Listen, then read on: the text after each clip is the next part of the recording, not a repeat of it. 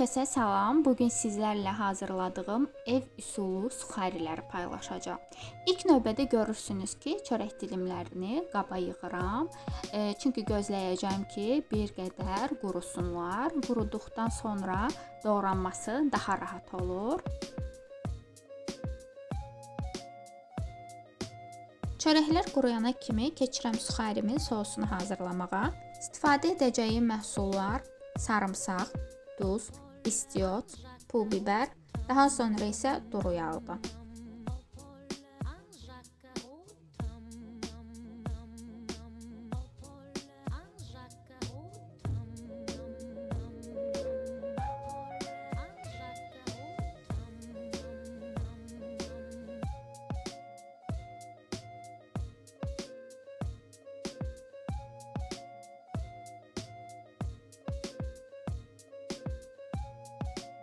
Məhsulların miqdarını isə siz özünüz zövqünüzə görə tənzimləyə bilərsiniz.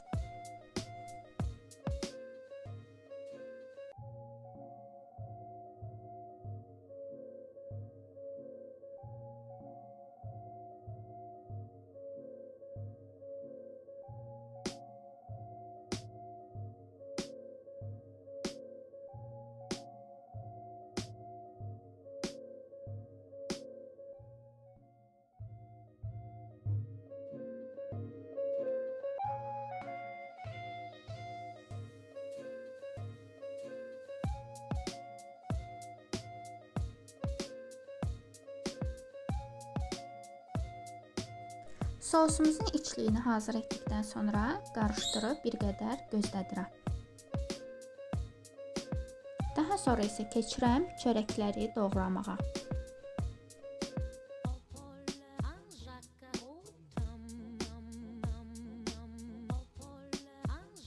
Çörəkləri doğradıqdan sonra salafana töküb üstündən hazırladığım sosu tökürəm.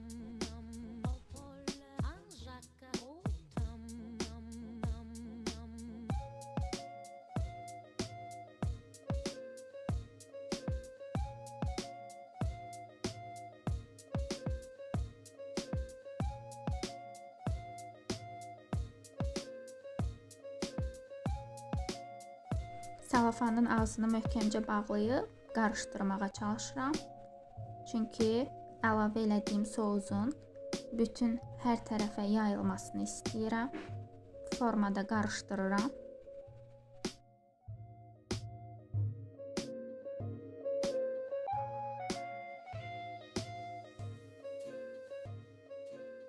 Çörəkləri qarışdırdıqdan sonra tavaya tökürəm.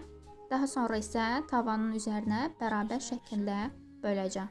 Yerləşdirəcəm ki, daha yaxşı qızarsın. Tufovkamızı 50 dərəcəyə qoyub tavamızı yerləşdiririk.